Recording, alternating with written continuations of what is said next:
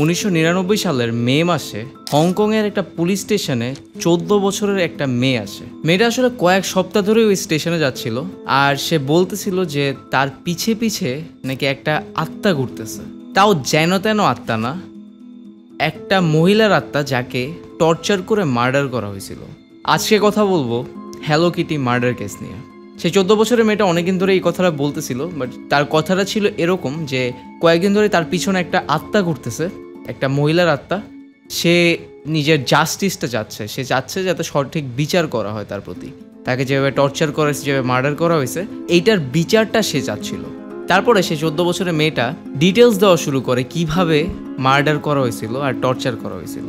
সে বলে যে একটা বাসা আছে, যে বাসায় মেয়েটাকে নিয়ে নাকি রড এবং বিভিন্ন জিনিস দিয়ে, ওয়েপেন দিয়ে মারা হয়েছিল খুব বাজেভাবে, যে খুব রক্তাক্ত একটা অবস্থা ছিল। আসলে পুলিশ ফার্স্টে একটু হেসে উড়ায় দেয় জিনিসটা, কারণ একটা 14 বছরের মেয়ে যে বলতেছে যে এরকম এরকম হয়েছে, সে জানে। তো সে তার কথা যেটা ছিল যে আত্মা ঘুরতেছে তার পিছনে, এই কথা শুনে আসলে পুলিশ জিনিসটাকে ফার্স্টে হেসে হেসে উড়ায় দেয়। যখন মেয়েটা দেখে যে আসলে পুলিশ তাকে সিরিয়াসলি নিচ্ছে না, মেয়েটা ভিকটিমের নামটা বলে, and the name was fan man ইয়ে।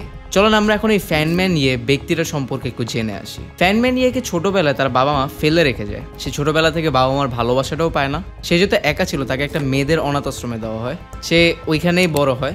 বাট সমস্যাটা হচ্ছে, যে অনাথ আশ্রমে দেওয়া ছিল ওইখানে নিয়ম ছিল 15 বছর পর্যন্ত একটা মেয়ে থাকবে। হয়তো সব অরফ্যানেজে এই নিয়মটা থাকে, আমি ক্লিয়ার না, বাট ওই অনাথ আশ্রমে এটা ছিল।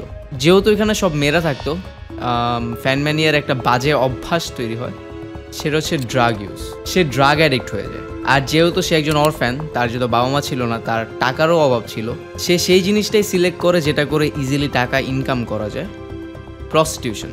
সে প্রস্টিটিউশন শুরু করার আগেও সে যেহেতু 15 বছর পার হয়ে গেছে, তাকে বের করে দেওয়া হয় অরফ্যানেজ থেকে। তাকে বের করে দেওয়ার পরে সে অনেকদিন রাস্তায় কাটে, সে হোমলেস ছিল। সেখানে আসলে সে ড্রাগ অ্যাডিকশনটা পুরোপুরি মেড করতে পারছিল না টাকার অভাবে, সেজন্য সে প্রস্টিটিউশন শুরু করে। যেহেতু তার বয়স কম ছিল তখন, বয়স বাড়তে বাড়তে সে আরও ম্যাচিওর হয়। সে ড্রাগ থেকে একটু সরে আসে, প্লাস তার ড্রিম একটা জব ছিল, একটা ক্লাবের হোস্ট হওয়া, মানে যে পার্টিগুলো হয় ওগুলো হোস্ট করবে সে তার ড্রিম জব ছিল এটা। 1997-এ তার সাথে একটা মানুষের দেখা হয় যার নাম ছিল চ্যান ম্যানলো। চ্যান ছিল হচ্ছে একজন ড্রাগ ডিলার। তো আপনারা বুঝতেই পারতেছেন, যখন দেখা হয় ফ্যানের সেই ড্রাগ অ্যাবিউজটা আবার কন্ট্রোলের বাইরে চলে যায়, সে আবার ড্রাগ নেওয়া শুরু করে। ক্লাবের হোস্ট হওয়ার যে তার ড্রিম জব ছিল ওইটা সে পেয়ে যায়। তারপরে যখন চ্যানম্যান লোকের সাথে দেখা হয়, সে আবার ওই জবটা ছেড়ে দিতে বাধ্য হয়। সে আবার ড্রাগ অ্যাবিউজ করা শুরু করে, অ্যান্ড আবার টাকার শূন্যতা দেখা যায়। আবার সে তার পুরনো জায়গায় ফেরত চলে যায়, প্রস্টিটিউশন।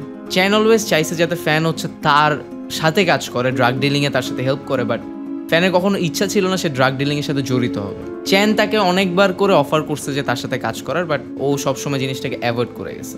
একবার ফ্যানের দরকার ছিল টাকা ড্রাগের জন্য, তার কাছে কোনো টাকা ছিল না। সে চ্যানের প্যান্টের থেকে মানি ব্যাগ চুরি করে, যে মানি ব্যাগের ভিতরে ছিল $4000। এই খবরটা যখন চ্যান জানতে পারে, চ্যানের সাথে আরও 2জন লোক কাজ করতো চ্যানের আন্ডারে, তারা প্ল্যান করে ফ্যানকে কিডন্যাপ করার। প্রথমে ওরা বুঝায় আনার চেষ্টা করে, পারে না। তারপরে জোর করে নিয়ে আসা হয়, তাকে নিয়ে যাওয়া হয় একটা বাসায়। এই বাসাটা আসলে পুরান টাইপের ছিল না এক্স্যাক্টলি, বাট ওখানে কেউ থাকতো না, অনেক আবর্জনা ছিল ওই বাসায়। ওই বাসায় সবচেয়ে বেশি যে জিনিসটা ছিল সেইটা হচ্ছে হ্যালো কিটির অনেক পুতুল, তারপর ফিগারিজ, অনেক কিছু ছিল। তাকে নানান জিনিস দিয়ে মারা শুরু করা হয়, যেরকম রড, ব্যাট। ইভেন যখন তারা রড দিয়ে মারার পরে যখন দেখতেছে যে না, রড দিয়ে অনেক মারা হয়েছে, তারা নিজের হাত পর্যন্ত ইউজ করে মারার জন্য।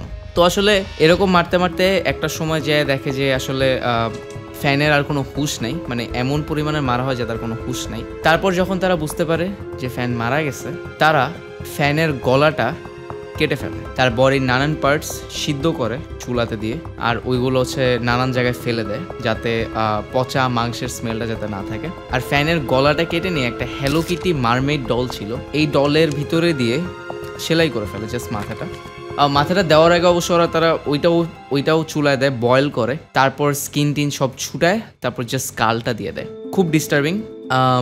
এরকম হওয়ার পরে যাই হোক, এইভাবে আসলে ফ্যানকে মার্ডার করা হয়। এখন আমরা আবার পিছনে চলে যাই, মনে আছে সেই 14 বছরের মেয়েটার কথা। মেয়েটা কিভাবে জানলো, এটা হচ্ছে সবার কোয়েশ্চেন। আসলে মেয়েটা পরে স্বীকার করে যে মেয়েটা আসলে ওখানে ছিল, চ্যানের গার্লফ্রেন্ড ছিল 14 বছরের মেয়েটা। ইভেন মেয়েটাও ফ্যানকে আসলে টর্চার করে, সেও মারে। সেও জড়িত ছিল এখানে। তারপর যখন এটা পুলিশ জেনে যায়, ওই 14 বছরের মেয়েটা বলে যে তার যত নামটাম আছে সব যাতে লুকানো থাকে, এগুলো যাতে পাবলিক না করা হয়। বাকি 3 জন চ্যান এবং চ্যানের যে 2 সহযোগী ছিল তাদেরকে ধরে ফেলা হয়। This is one of the cruellest story I have heard, যে একটা মানুষকে মারতে মারতে $4000 জন্য মারতে মারতে মেরে ফেলা হয়, দেন গলা কেটে হ্যালো কিটির পুতুলের ভিতরে রেখে দেওয়া হয়। পুলিশ আসলে ওই বাসায় যে সব কিছুই পাইছে, মানে 14 বছরের মেয়েটা যা যা বলছে সব কিছু এইসব করেই পাইছে। কিছু জিনিস আরও এক্সট্রা জিনিস ছিল, যেরকম তার বোনস ছিল, হাড্ডি ছিল কিছু, ওগুলো রেখে দেওয়া হয়েছে। সো হ্যাঁ, thanks for watching. If you are suffering from anything, please seek help. I will see you guys in the next video.